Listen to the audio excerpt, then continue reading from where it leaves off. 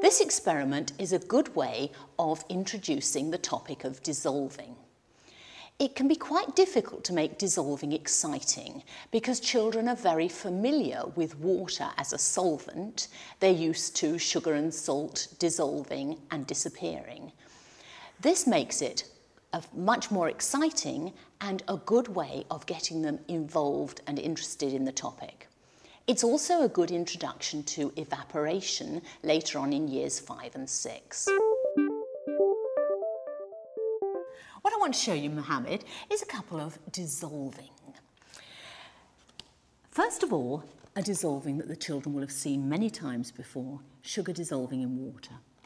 But then I want you to show them a dissolving they haven't seen before, polystyrene dissolving in nail varnish remover. I find a polystyrene cup works well. The nail varnish remover needs to be based on acetone and it mustn't have water in it. If you have difficulty finding a nail varnish like that, you can buy acetone from the chemist. You get a small bottle for about £1. So first of all, I want you to dissolve some sugar in water, a spoonful of sugar in this glass of water here. I've made the water a bit hot so that it dissolves more quickly, and you'll also find, of course, that if you stir it, it dissolves more quickly as well. It won't take long before the sugar disappears. And that's important to get the distinction between melting and dissolving. Melting requires heat. This would dissolve in cold water. What's happened is that the sugar has disappeared. Now, it's difficult to get the kids excited about that because they're so familiar with water as a solvent. They know that although it seems to have disappeared, it's still there. They know it would taste sweet. What I want you to do now is to pour some nail varnish remover into that cup, about 1 centimetre in the cup. And you should find that the polystyrene dissolves in the nail varnish remover. This is something that the children won't have seen and they should find much more exciting. You can hear that fizzing away. Wow. Be a little bit careful with nail varnish remover. It will dissolve the varnish on a wooden table, for example.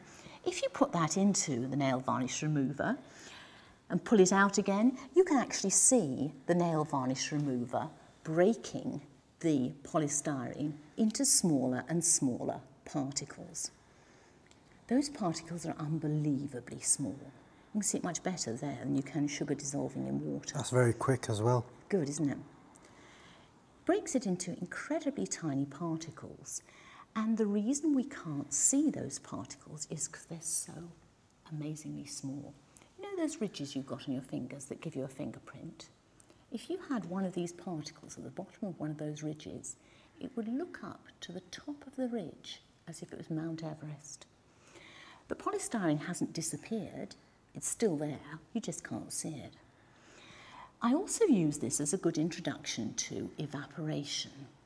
If you were to pour this sugary water onto a plate, after about a week the water would evaporate, but it does take a long time.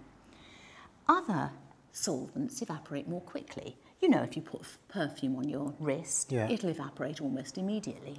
Similarly, that nail varnish remover will evaporate in about half an hour. So you can look at evaporation. It'll leave behind the polystyrene in exactly the same way as the water would evaporate, leaving behind the sugar.